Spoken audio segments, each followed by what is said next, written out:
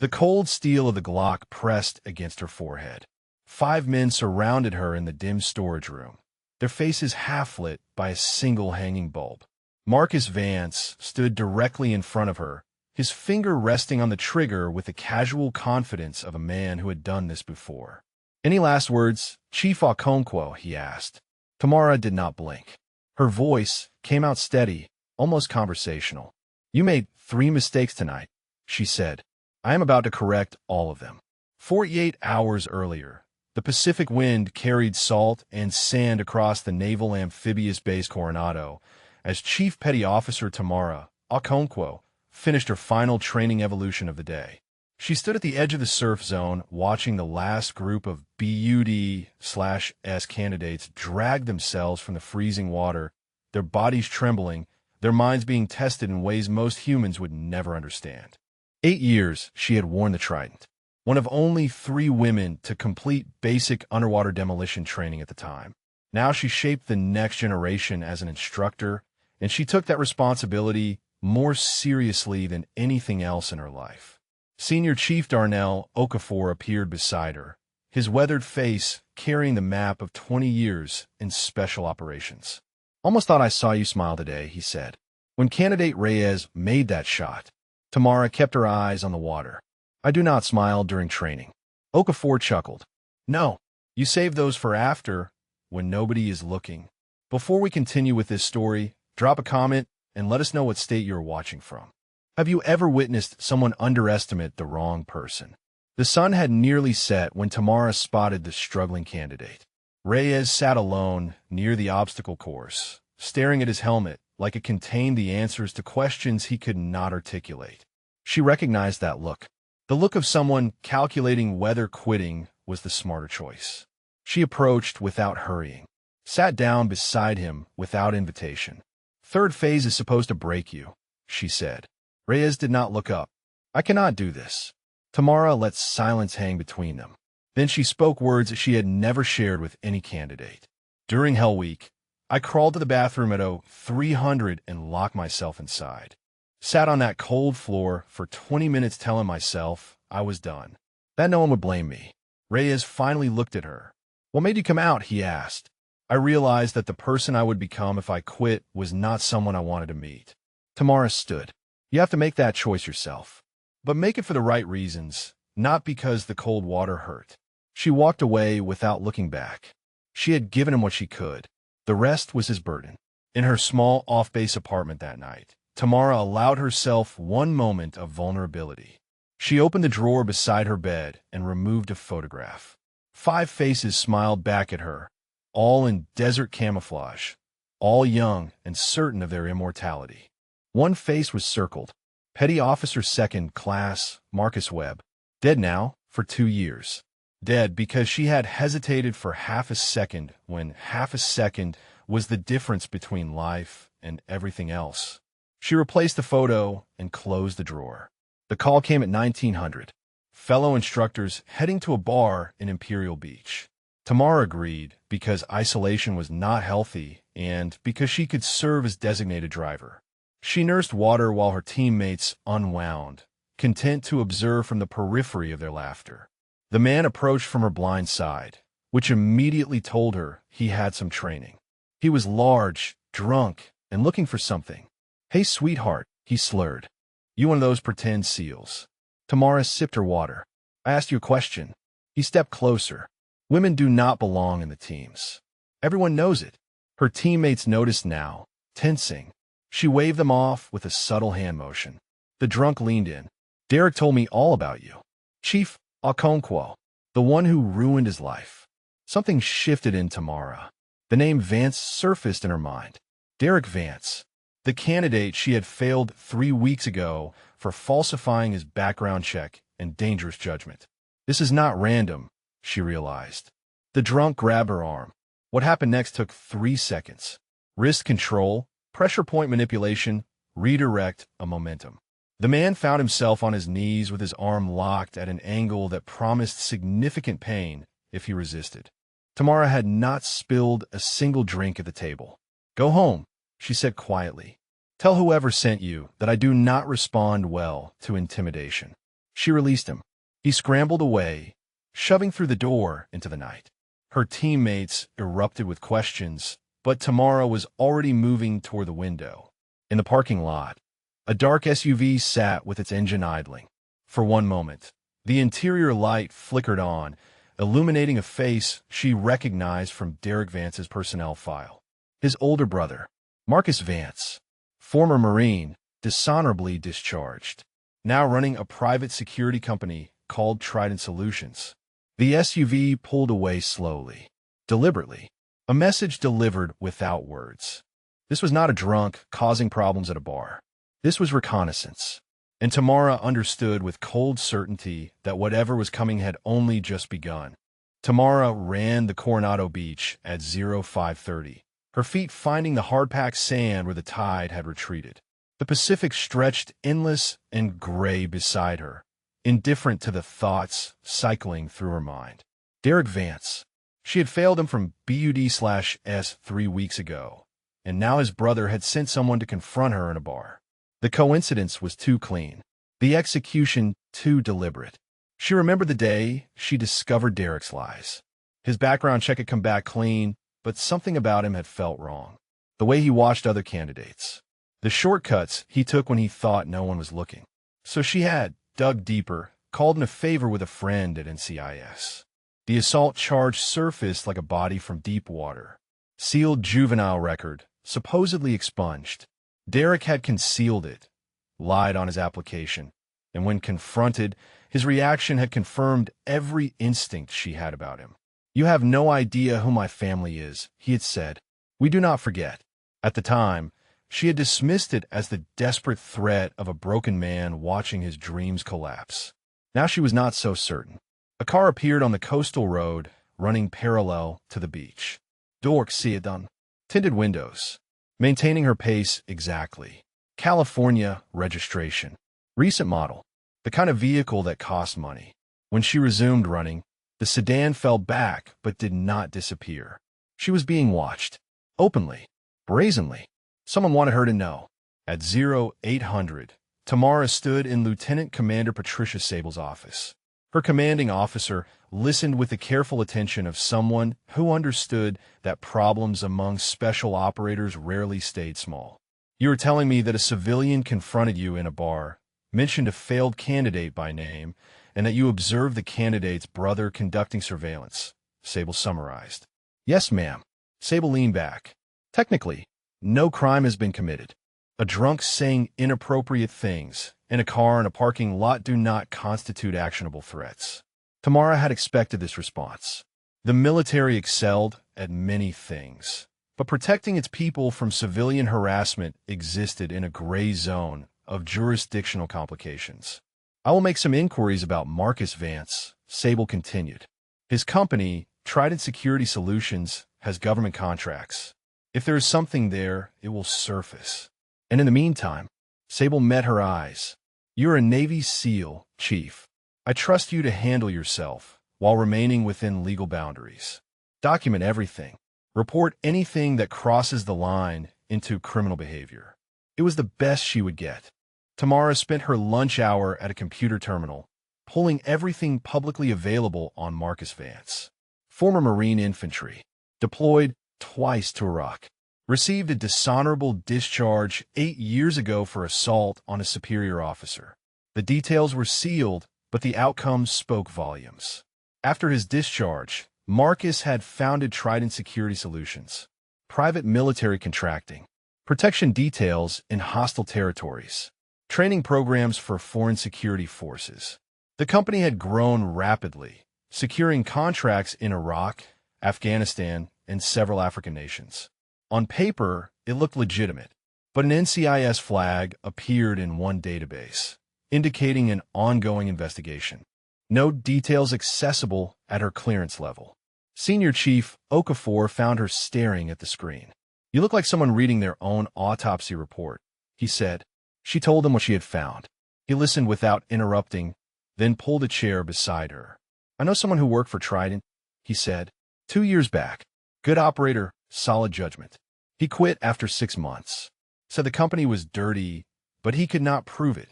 Disappeared overseas, 3 months later. Officially ruled an accident. Tamara absorbed this information.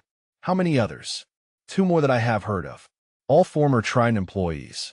All dead under questionable circumstances within a year of leaving. The pattern was too consistent to ignore. That evening, Tamara returned to her apartment with every sense heightened. She checked the door before entering.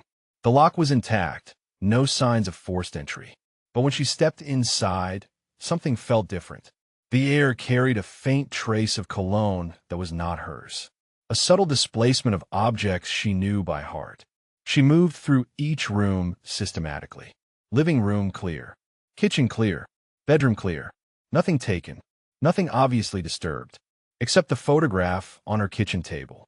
Tamara had not left a photograph on her kitchen table. She approached it slowly, her training screaming warnings about potential threats. The photograph showed her running on the beach that morning. Taken from the coastal road. The angle matched where the sedan had been positioned. She turned it over. Neat handwriting covered the back. You took something from my family. I believe in balance. Her phone buzzed in her pocket. Unknown number. A text message waited on the screen. The image loaded slowly. Her parents' house in Baltimore. The front porch where her mother grew tomatoes. The walkway her father had laid himself 20 years ago. The message beneath reads simply, nice neighborhood. Quiet street. Anything can happen in Baltimore. Tamara stood motionless in her kitchen, the photograph in one hand and her phone in the other. This was no longer harassment. This was a declaration of war. And Marcus Vance had just made it personal. Tamara did not sleep. She spent the night on her couch with the lights off, watching the street through a gap in the blinds. No movement. No surveillance vehículos. Marcus Vance had delivered his message and retreated into the shadows. At 0400, she called her parents. Her mother answered on the third ring, voice thick with interrupted sleep. Tamara, what is wrong? Nothing is wrong, Mama. I just wanted to hear your voice. They talked for 20 minutes about nothing consequential. Her father's garden. Her brother Emika's new job. The church fundraiser her mother was organizing. Normal things. Safe things. Before hanging up, Tamara made a request that she framed as casual, but was anything but. Emika mentioned wanting to visit you both. Maybe this week would be a good time. You know how he gets lonely in that apartment. Her mother was too perceptive to miss the undercurrent. Is there something you're not? But her mind worked a parallel track, calculating options and contingencies. At 1100, the unexpected happened. Derek Vance appeared at the main gate. The guard called her directly, uncertain how to proceed. A civilian claiming urgent personal business with Chief Okonkwo. No weapons detected. Clearly agitated. Against every protocol, Tamara agreed to meet him. She chose a public location on base, the outdoor tables near the exchange where dozens of personnel came and went. Witnesses everywhere. Recording devices in her pocket. Derek looked nothing like the confident candidate she had failed 3 weeks ago. His face carried bruises poorly concealed by makeup. His hands trembled around a coffee cup he was not drinking. His eyes scanned constantly, the hypervigilance of prey expecting predators. You should not be here, Tamara said. I had nowhere else to go. His voice cracked. You're the only person my brother cannot control. Why Trident Security Solutions was legitimate on the surface. Training contracts, protection details, consulting work. But beneath that surface ran something darker. He sells weapons, Derek said, to people who should never have them. Militias overseas. Groups on watch lists. I have seen the manifests, the money transfers, the communications. Tamara kept her expression neutral. Why did you want to join the SEALs? To disappear. Derek's laugh was bitter and hollow. Marcus has connections everywhere. Police, federal agencies, defense contractors. But he cannot touch someone inside special operations. I thought if I could earn my Trident, I would finally be free. The assault charge on your record. Marcus made that happen when I was 17. Some kid at school insulted our family. Marcus told me to handle it. When I refused, he handled it himself and made sure I took the blame. He has been holding it over me ever since. Tamara processed this information through the filter of her training. Derek could be lying. This could be an elaborate manipulation designed to draw her into a trap. But the fear in his eyes was not manufactured. The trembling was not performance. "Why come me now?" she asked. "Because Marcus is not just angry that you failed me. He is afraid." Derek leaned forward. "I know too much about his operation. As long as I had a path to becoming someone else, he tolerated me. Now that path is closed. He blames you for putting me in a position where I might talk. And will you talk?" Derek held her gaze. "I have files. Copies of everything. Hidden where he cannot find them. I was saving them as insurance. But I think we are past insurance now."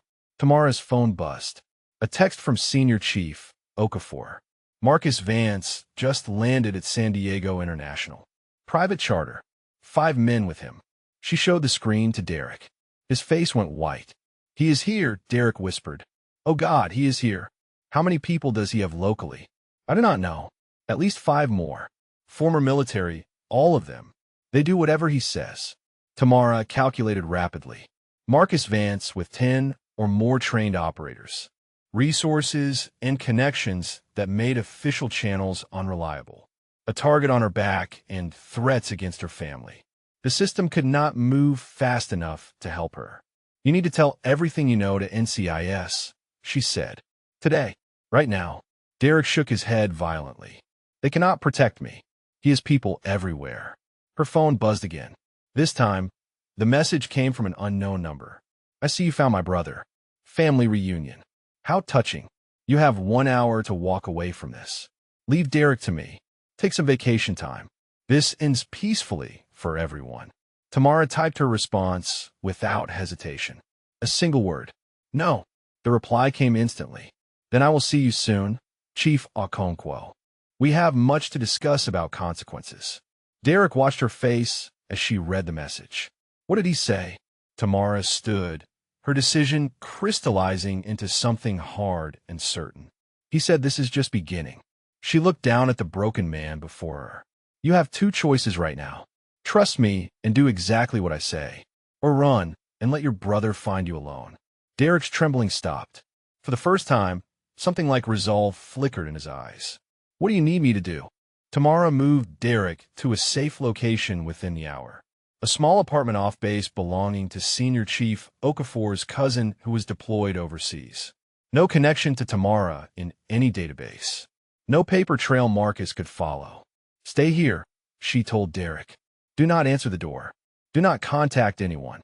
Do not even look out the windows." Derek nodded, still pale but steadier than before. "What are you going to do?" "What I was trained to do." She left him with a burner phone containing exactly 1 number. Hers.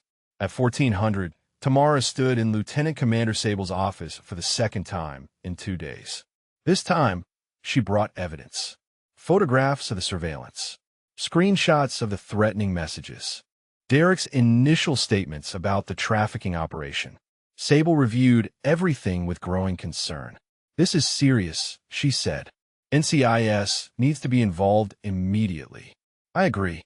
But Marcus Vance has resources and connections. If we go through normal channels, he will know within hours.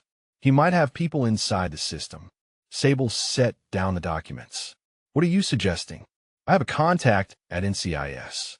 Agent Reiko Tanaka. We worked together on an operation 2 years ago. She is clean, and she is already investigating Trident Security. If I bring this to her directly, we bypass the usual intake process." Sable considered this for a long moment. "You understand I cannot officially sanction anything that circumvents proper procedure." "Yes, ma'am. But I can note that you requested personal leave starting immediately.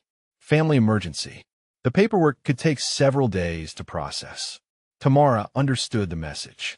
Sable was giving her room to operate while maintaining plausible deniability. "Thank you, Commander."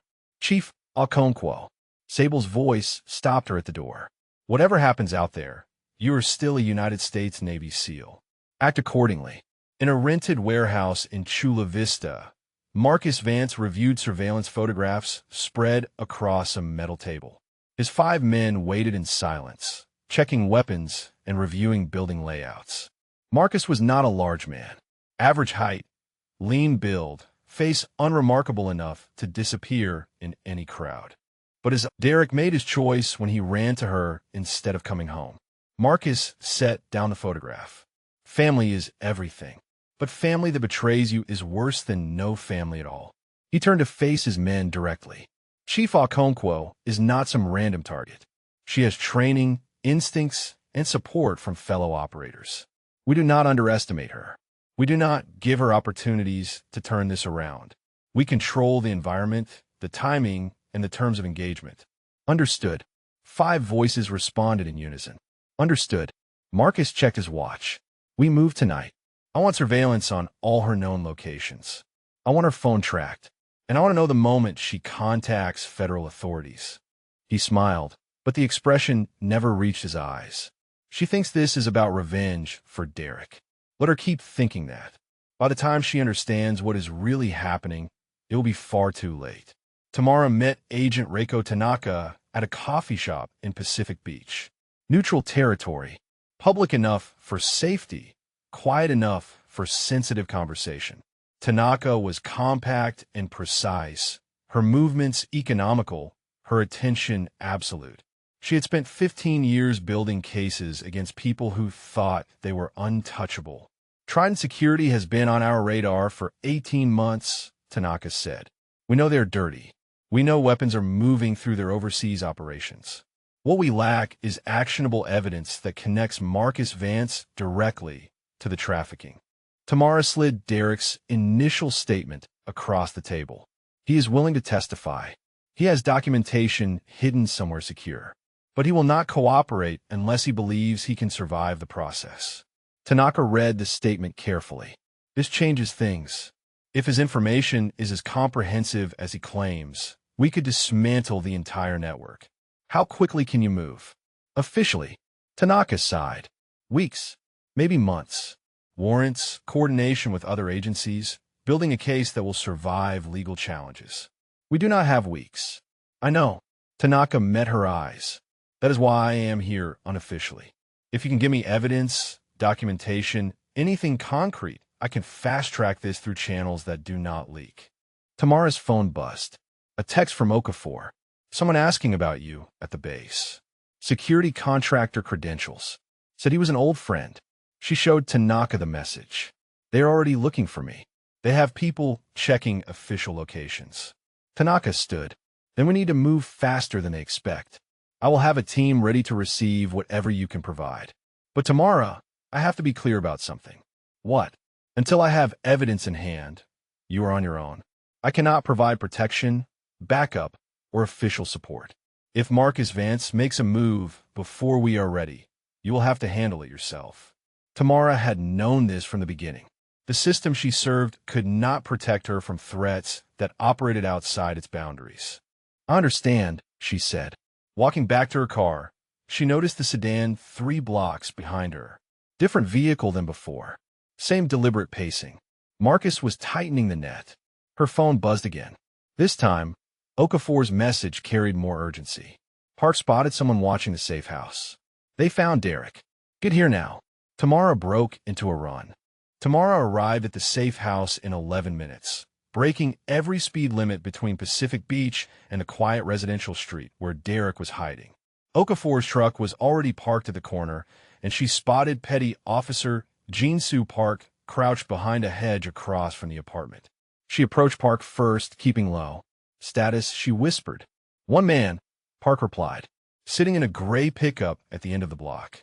He has been there for 20 minutes. Ran the plates. Rental from a company that does not ask questions. Has he approached? Not yet. Just watching. Probably confirming location before calling it in. Tamara assessed the situation. One surveillance operative meant Marcus was still gathering intelligence. If a full team had arrived, they would already have moved. We need to relocate Derek. Now. Park nodded. Okafor is inside with him. Back in trance leads to an alley. I can create a distraction. Negative. If that watcher reports anything unusual, Marcus will know we are onto him. We need to extract Derek without alerting surveillance. She pulled out her phone and texted Okafor. 2 minutes. Back door. Have him ready. Then she walked directly toward the gray pickup. The man inside tensed as she approached, his hand moving towards something beneath his jacket. Tamara kept her pace casual, her expression neutral. Just a woman walking down a residential street. She stopped beside the driver's window and knocked on the glass. The window lowered 3 inches. The man behind was mid-30s, military haircut, eyes that had seen combat. "You lost?" he asked. Tamara smiled. "I was about to ask you the same thing. This is a quiet neighborhood. People notice strangers sitting in trucks, just waiting for a friend. Must be a patient friend. You have been here almost half an hour." The man's expression flickered. Uncertainty. He had not expected direct confrontation. "Look, lady, I do not want trouble." "Neither do I." Tamara leaned slightly closer. "But if you're still here in 5 minutes, I am calling the police to report a suspicious vehicle near a school zone. They take that seriously in this neighborhood." She turned and walked away without waiting for a response. Behind her, she heard the truck's engine start. When she glanced back from the corner, the vehicle was pulling away. Buying time, nothing more.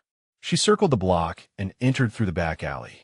Okafor had Derek ready, a baseball cap pulled low over his face, moving with the nervous energy of a hunted animal. They loaded into Okafor's truck and drove in silence for 10 minutes, taking random turns, watching for tails.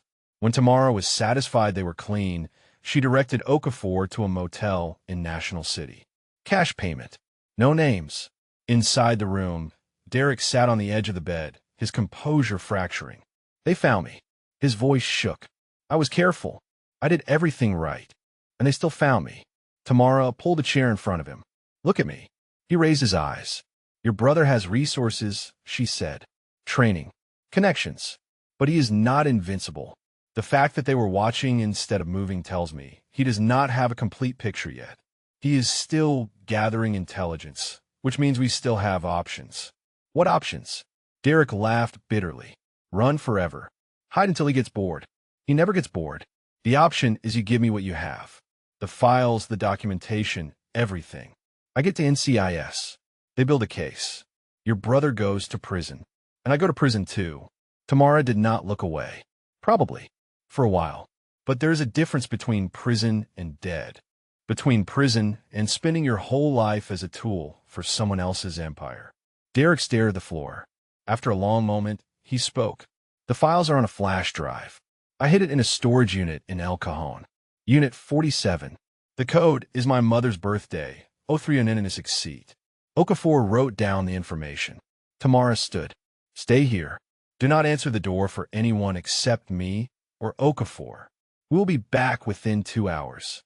She was halfway to the door when her phone buzzed. Unknown number.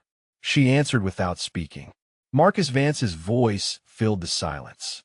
"Chief Okonkwo, I have to admit, that was clever. Approaching my man directly.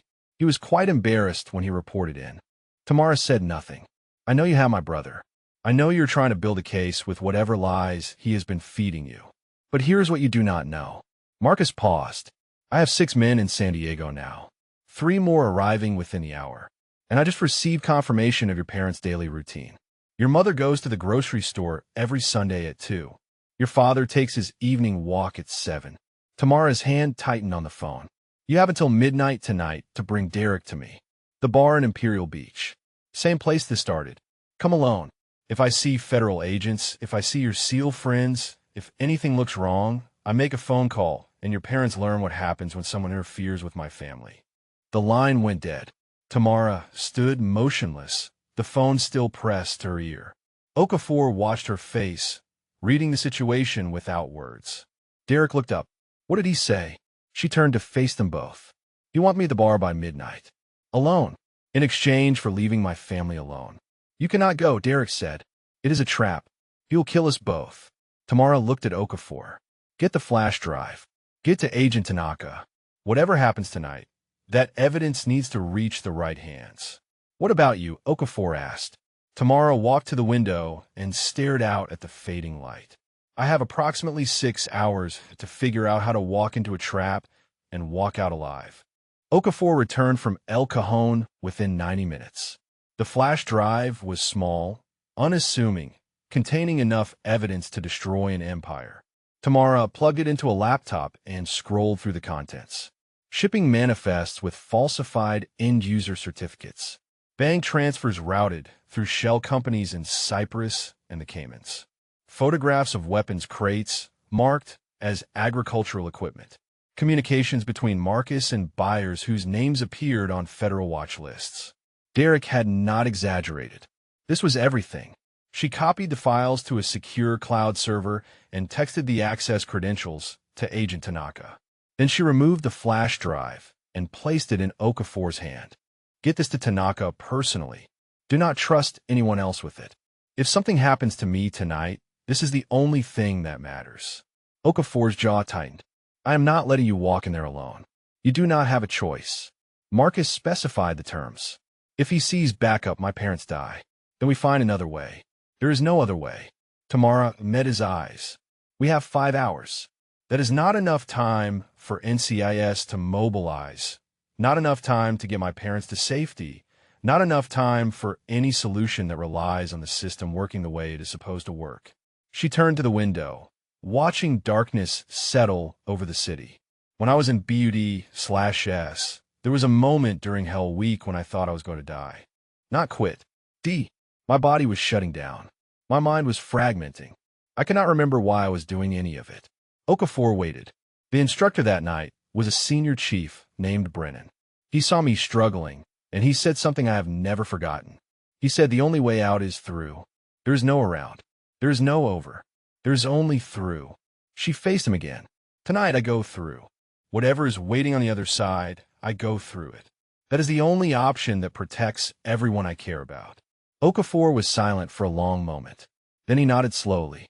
Park and I will be nearby. Outside the perimeter, Marcus sets. If things go wrong, we move. Only if you hear gunfire. Otherwise, stay back. She checked the time. 4 hours and 37 minutes until midnight. Derek spoke from the corner of the room. I want to come with you. Absolutely not. He is my brother. Derek stood, his voice firmer than she had heard it. This is my mess. You should not have to clean it up alone. You being there gives him exactly what he wants. 2 problems eliminated in one location. And if I stay here, I spend the rest of my life knowing you died for my mistakes. Tamara studied him. The fear was still there, but something else had surfaced beneath it. Shame transformed into resolve. If you come, you do exactly what I say.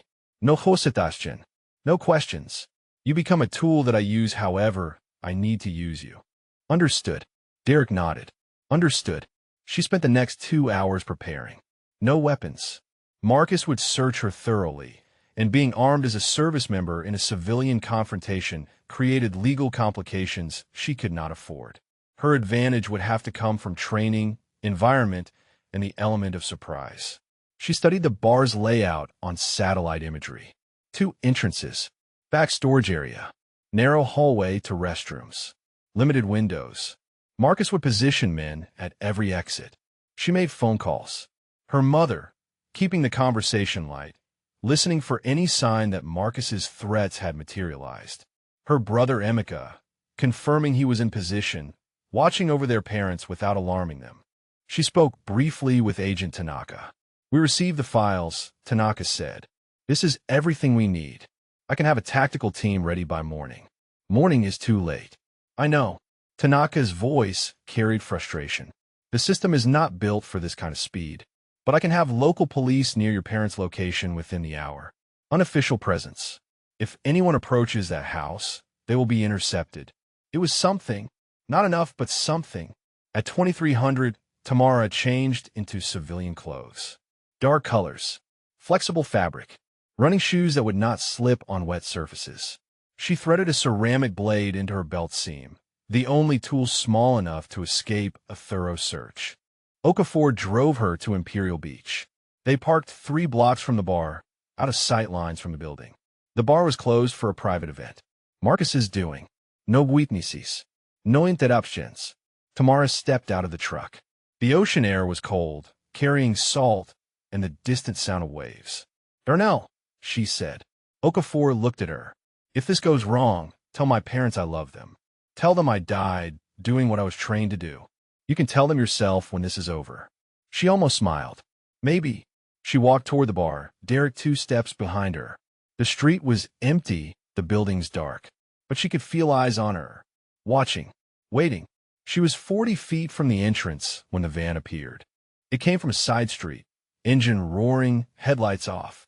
The door slid open before it stopped moving. 3 men emerged with practice speed. Marcus thought she might come early. He was right. The taser hit her before she could react. 50,000 volts locking her muscles, dropping her to the pavement.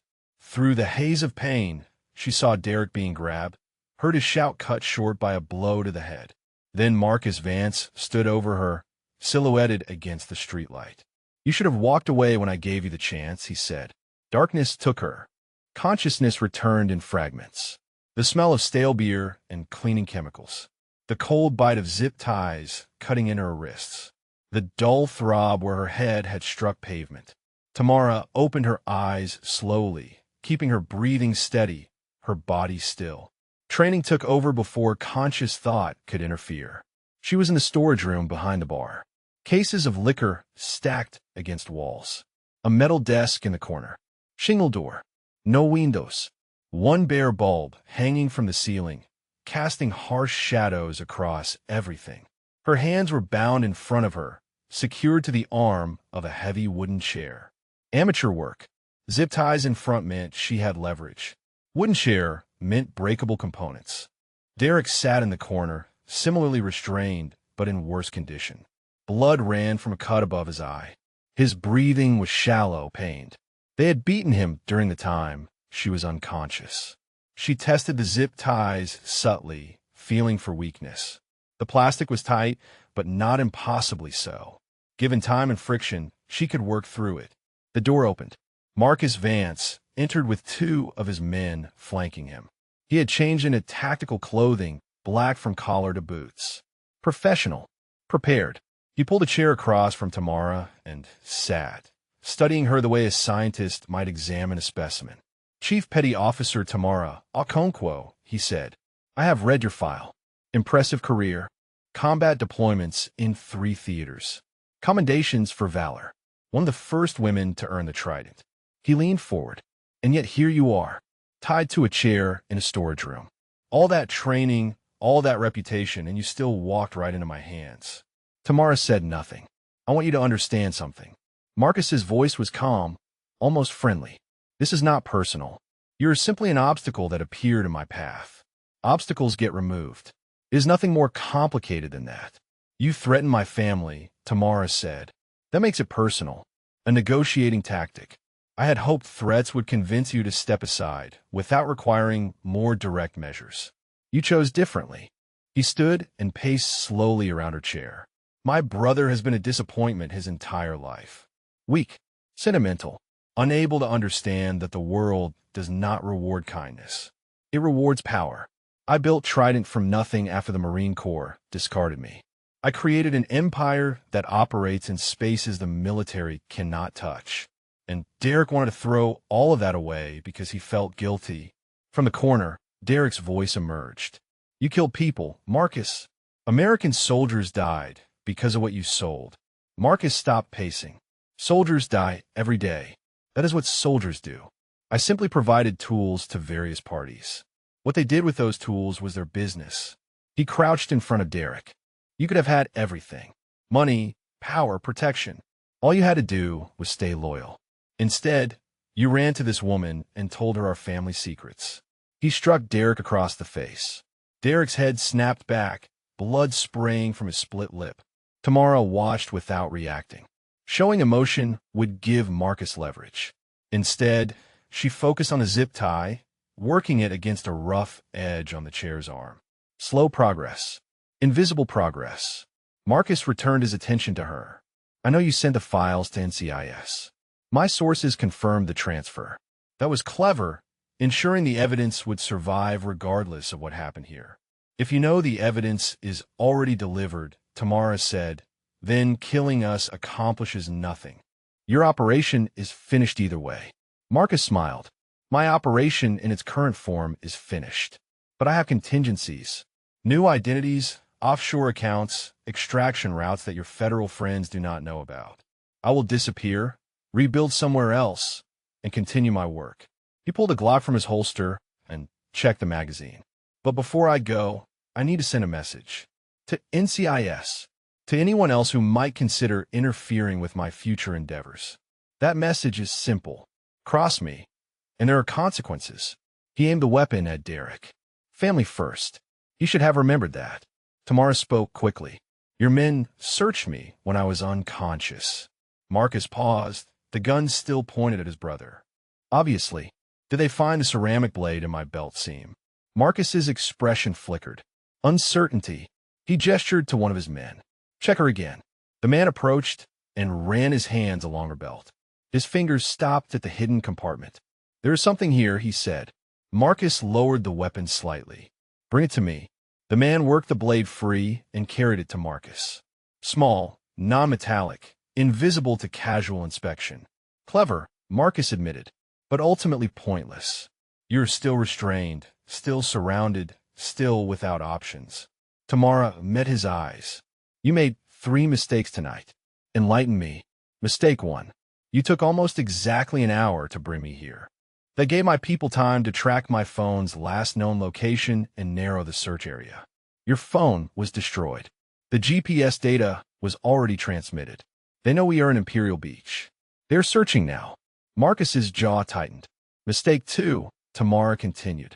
Your men put my hands in front of me instead of behind. I have been working this zip tie against the chair for the last 10 minutes. She held up her wrists. The plastic was visibly frayed, nearly severed. And mistake 3. Marcus raised the Glock toward her face. You should have searched me better. She smiled for the first time. The blade your man just gave you is not the only thing I was hiding. Marcus hesitated. The Glock remained aimed at her face, but doubt flickered behind his eyes. You are bluffing, he said. Tamara kept her voice steady. The button on my jacket collar. 3rd from the top.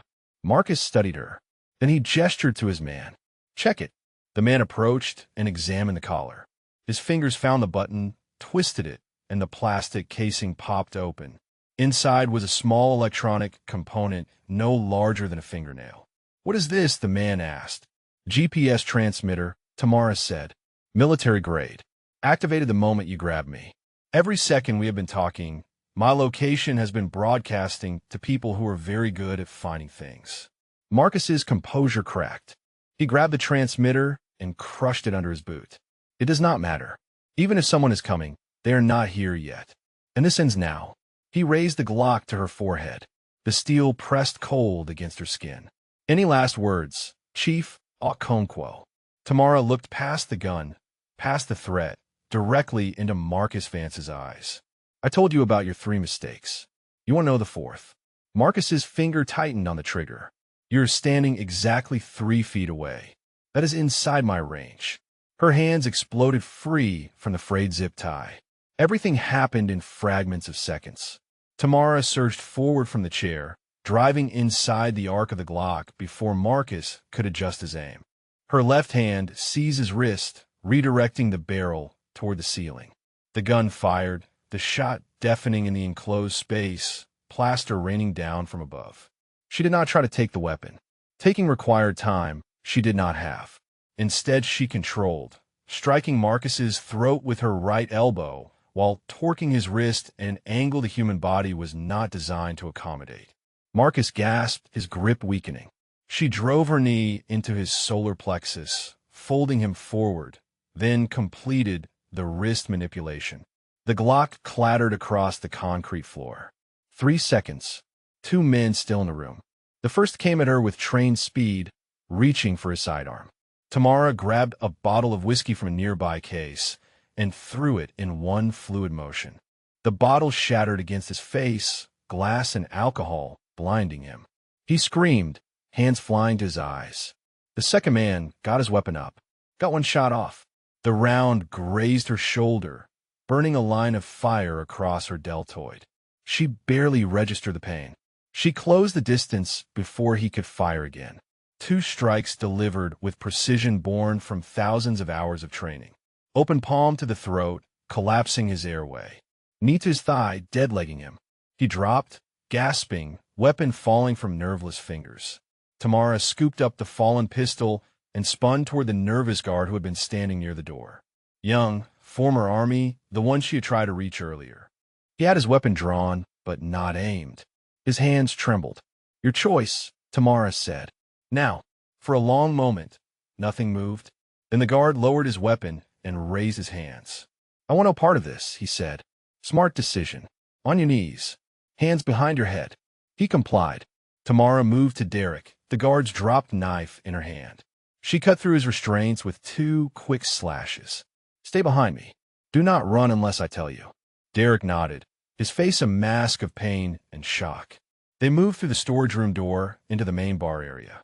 The space was dark, chairs stacked on tables, neon signs casting pale colored light through dusty air. 3 more men waited. They had heard the shots. They were ready.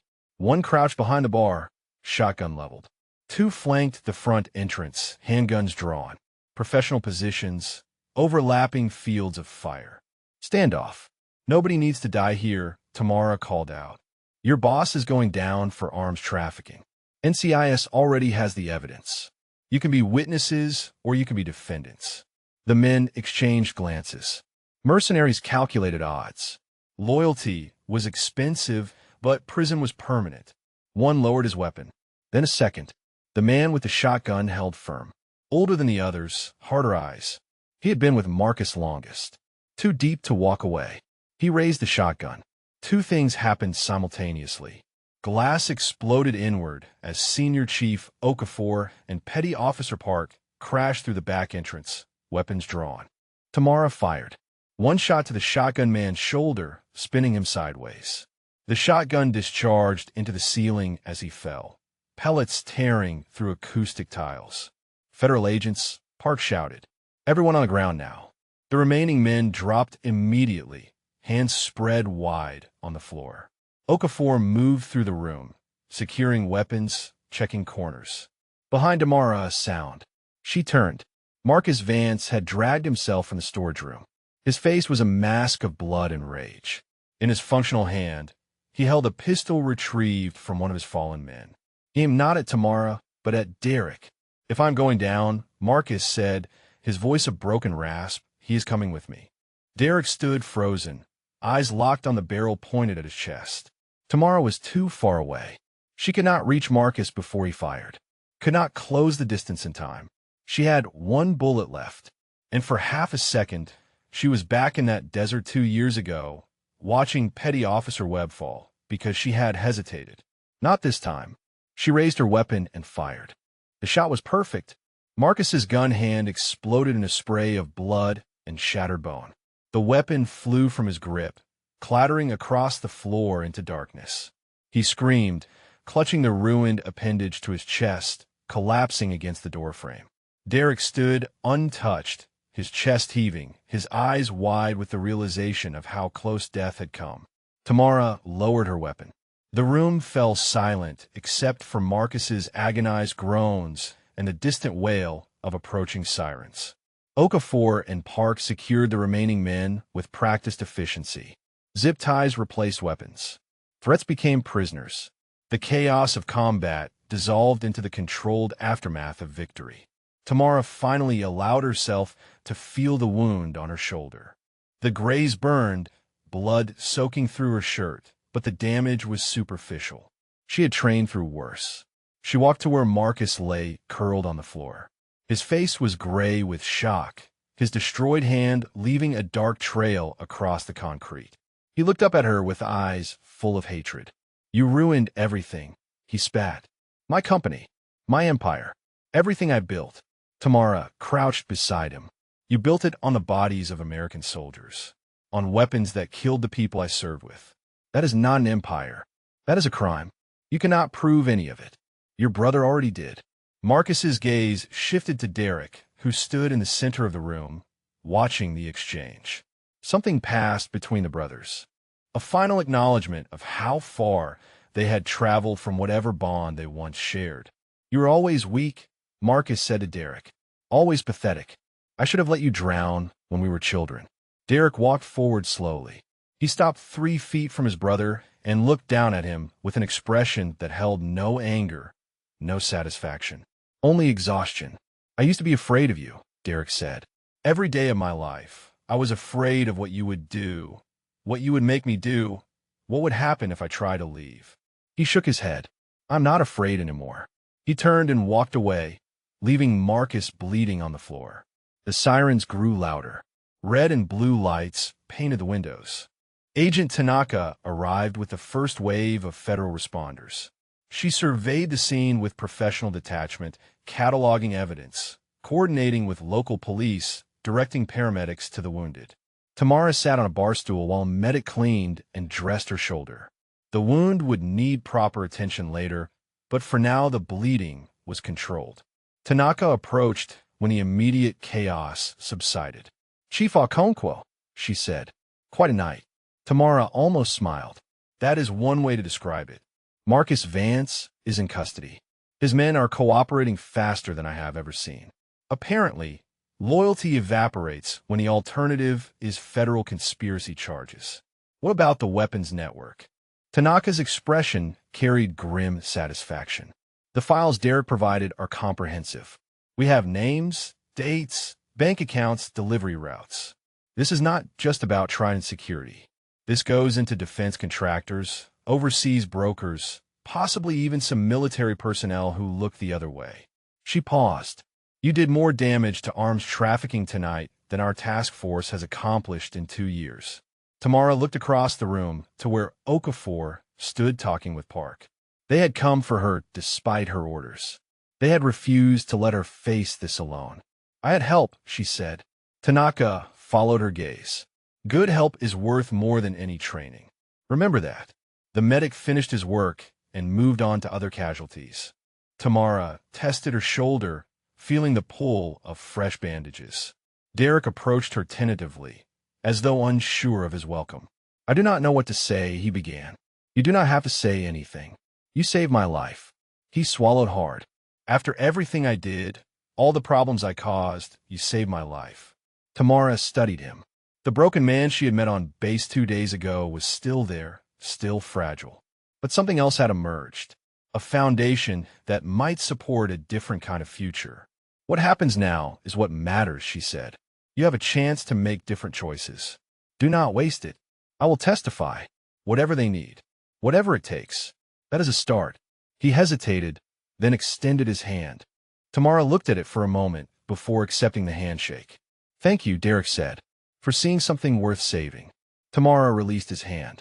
Thank me by becoming someone who deserves it. Okafor appeared beside her as Derek walked toward the waiting federal agents. We'll be proud, Okafor said quietly. Tamara's breath caught. She had not spoken of Webb tonight, had not mentioned the connection. But Okafor had served long enough to recognize the ghosts that operators carried. You did not hesitate, he continued. When it mattered, you did not hesitate. She looked at her hands. The same hands that had been too slow 2 years ago. The same hands that had been fast enough tonight. It does not bring him back, she said. No. Okafor put a hand on her uninjured shoulder. But it means you are still in the fight. Still able to protect people who need protecting. Webb would want that more than anything. The sirens had stopped. The lights continued to flash, painting the bar in rhythms of red and blue. Outside, the Pacific rolled against the shore, indifferent to the small human dramas that unfolded along its edges. Tamara took a deep breath of salt air and allowed herself, for just a moment, to feel something like peace. 2 days later, Tamara stood in dress uniform outside the Naval Special Warfare Command headquarters. Her shoulder was properly bandaged now, hidden beneath the fabric, a dull ache that reminded her of everything that had happened. The formal debrief had lasted 4 hours. Representatives from NCIS, the FBI, Naval Criminal Investigative Service, and 2 agencies whose names she did not recognize had asked questions, reviewed her statements, and examined every decision she had made from the moment Derek Vance appeared at the base gate. Lieutenant Commander Sable had prepared a detailed brief. She walked the assembled officials through the timeline, demonstrating how conventional channels would have failed. By the time proper authorization could have been obtained, Derek Vance would have been dead and Marcus would have disappeared into whatever extraction network he had prepared. The conclusion was unanimous. No disciplinario de acción. Informal commendation for judgment under extreme pressure. But that was not why Tamara had been summoned to headquarters. Agent Tanaka met her in a secure conference room on the third floor. The table was covered with photographs, documents, and maps marked with red circles. "We have been analyzing the files Derek provided," Tanaka said, "combined with the testimony his brother's men are offering in exchange for reduced sentences.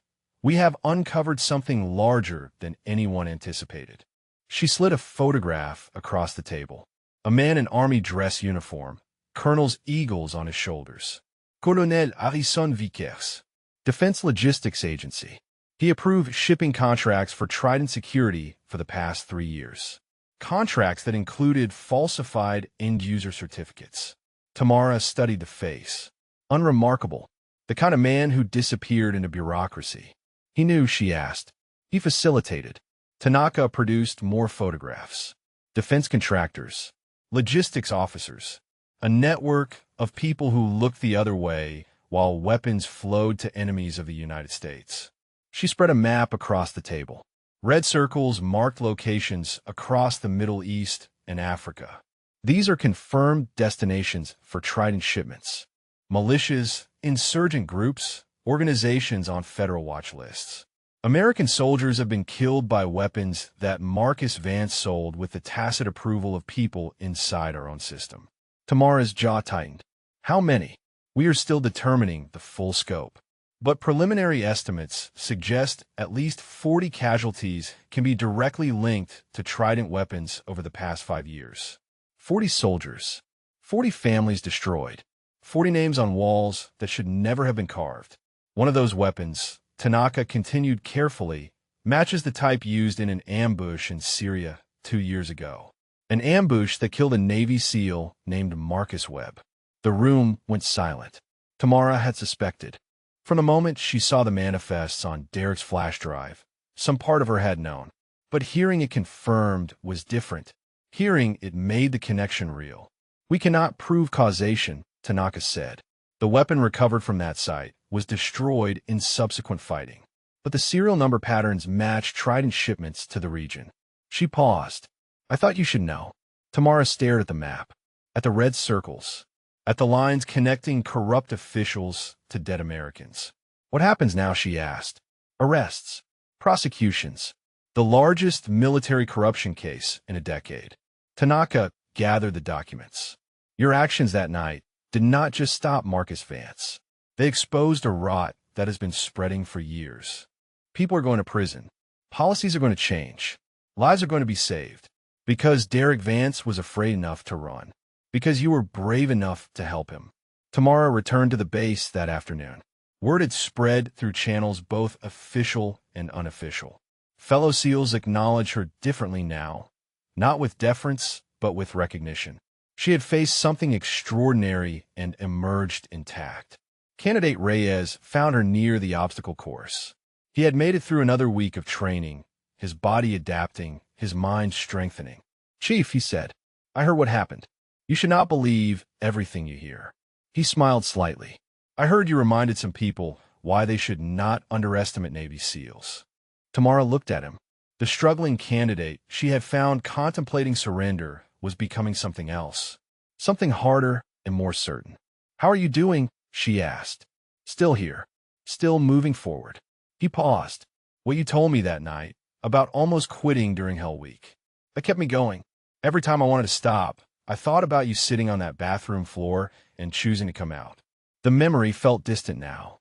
A different version of herself in a different lifetime. "The choice gets easier," she said. "Not because the challenges get smaller. Because you get stronger." He nodded and walked toward the next evolution, where instructors waited to push him further toward the man he was becoming. Tamara visited the memorial wall that evening. The sun was setting, painting the sky in shades of orange and gold.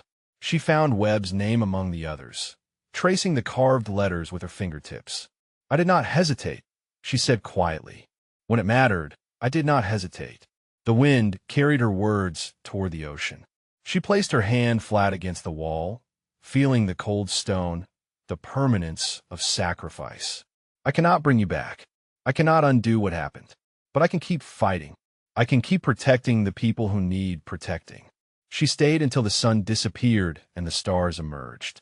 Then she walked back toward the compound, toward the work that remained, toward the future she had earned the right to face.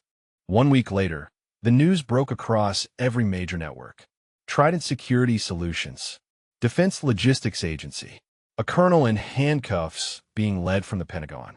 The largest military corruption scandal in 20 years unfolding in real time across television screens and front pages.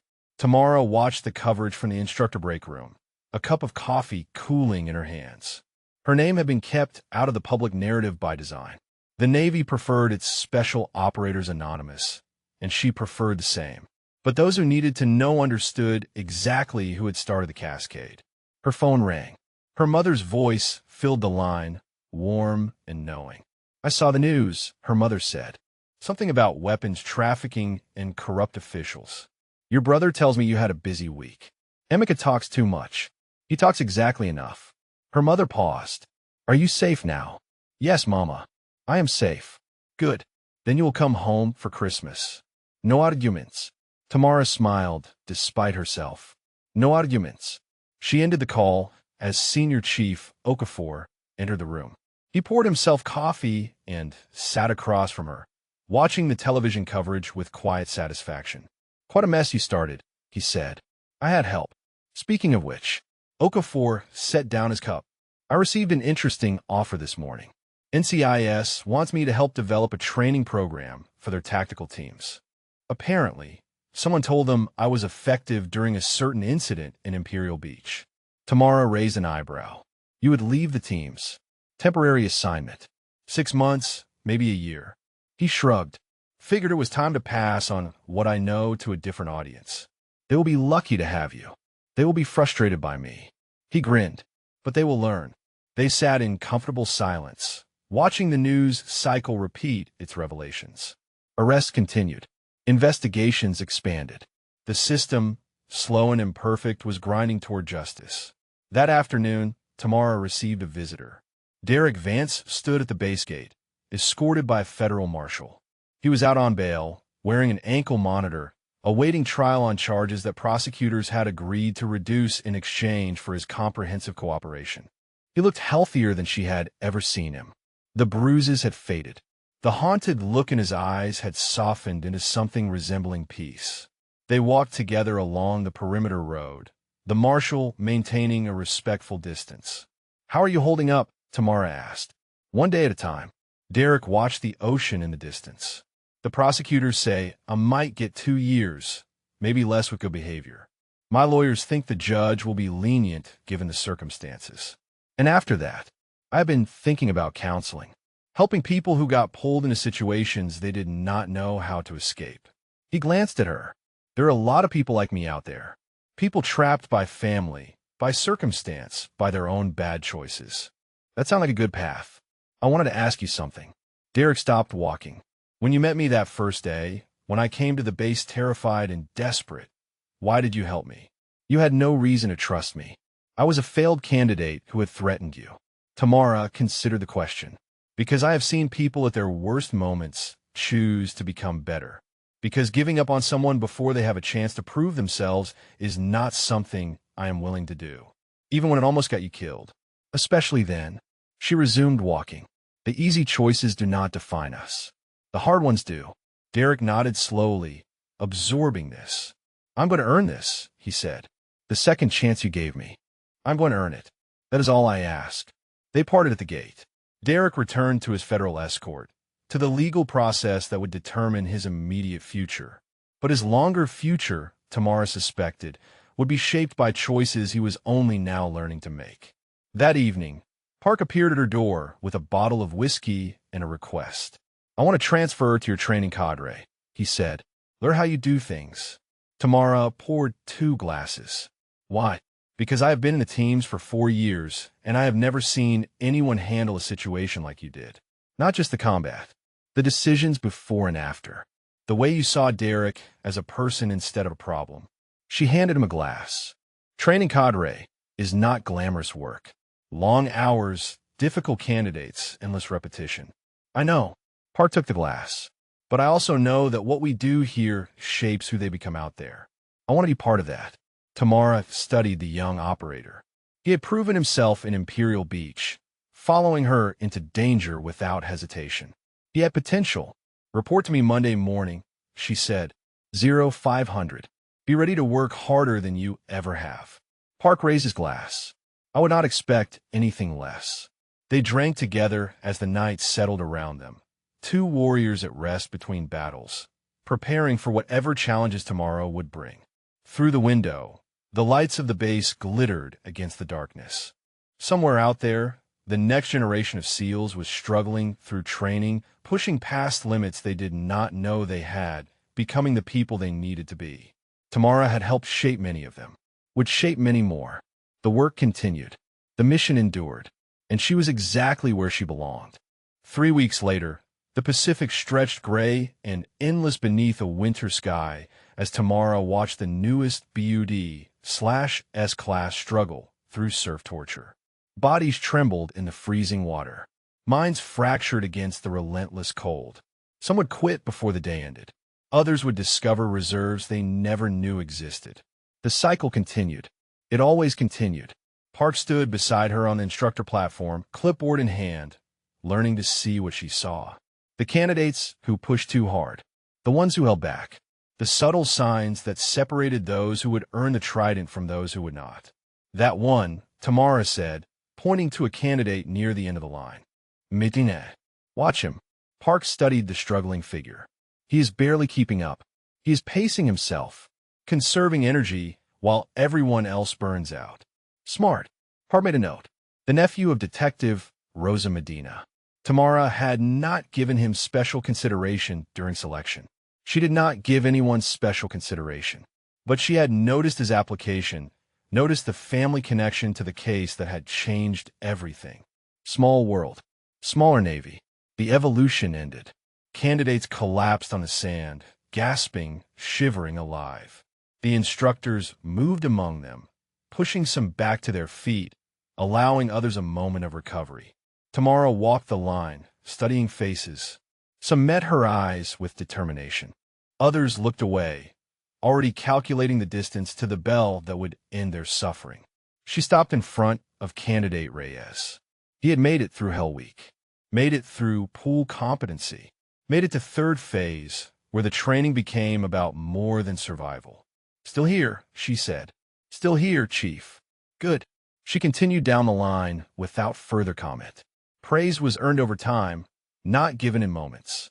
That afternoon, she received a package at her quarters. No return address. Inside was a small wooden box containing a folded flag, a Bronze Star medal, and a handwritten note. The note read, "For your memorial wall, in recognition of those who gave everything, and those who continue the fight. With gratitude, the family of P.O. to Marcus Webb." Tamara held the medal in her palm. She had not known Webb's family had been informed of the connection between his death and the Trident investigation. Someone at NCIS must have made the decision to share what they had discovered. She placed the medal on her desk and sat with it for a long time, letting the weight of memory and meaning settle around her. The next morning, she visited the memorial wall before dawn. A new addition had been installed overnight. Not a name. A small bronze plaque mounted below the carved letters, bearing simple words, in memory of those lost to enemies foreign and domestic. Justice delivered. Tamara placed her hand against the cold stone, fingers resting on Webb's name. "We got them," she said quietly. "Not all of them. Not yet. But we started something that will not stop." The sun rose over Coronado, painting the water in shades of gold and amber. She stayed until the warmth reached her face, until the night fully surrendered to day. Then she walked to the training compound, where the work waited.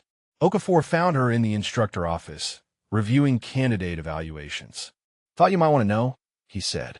"Marcus Vance took a plea deal this morning. 25 years, no possibility of parole. His lawyers convinced him that going to trial would only add more time." Tamara set down her pen. "And the others? Colonel Vickers is fighting the charges. He will lose. The evidence is overwhelming. 3 defense contractors have already pleaded guilty. More indictments coming next month." "Good." Okafor leaned against the doorframe. "You know, when this started, I thought it was just about a failed candidate and his angry brother. I never imagined it would become this. Neither did I. Tamara looked up at him. But that is how it works sometimes. You pull one thread and the whole thing unravels. He nodded slowly. I ship out for the NCIS assignment next week. Wanted to say goodbye properly. Tamara stood and extended her hand. Okafor looked at it, then pulled her into a brief embrace instead. You take care of yourself, he said, and take care of those candidates. They need instructors who see them as people. I learned from the best. He released her with a gruff laugh. Flattery does not suit you, Chief. She smiled. Get out of here before I assign you extra PT. He left, and she returned to her evaluations. But the smile remained. That evening, she ran the Coronado Beach as the sun set behind her. The same route she had run the morning everything began. The same sand, the same salt air, the same endless rhythm of waves against shore. But she was different now. The weight she had carried for 2 years had not disappeared. Webb was still gone. The guilt still surfaced in quiet moments. But it no longer defined her. She had transformed it into something else. Purpose, resolve, the determination to protect those who could not protect themselves. She ran faster, pushing against her limits, feeling the strength in her legs and the clarity in her mind. Behind her, the lights of the base flickered to life against the gathering darkness. Somewhere in those buildings, candidates were struggling through their own crucibles, becoming the warriors the nation needed. She would be there tomorrow to push them further, to see the potential they could not see in themselves, to shape them into something extraordinary. The work continued. The mission endured. And Chief Petty Officer Tamara Okonkwo was exactly where she belonged. If this story moved you, drop a comment about what resonated most. A character, a moment, or perhaps your own experience with people who were underestimated. And if you know someone who showed hidden strength when it mattered most, share their story. We would love to hear it.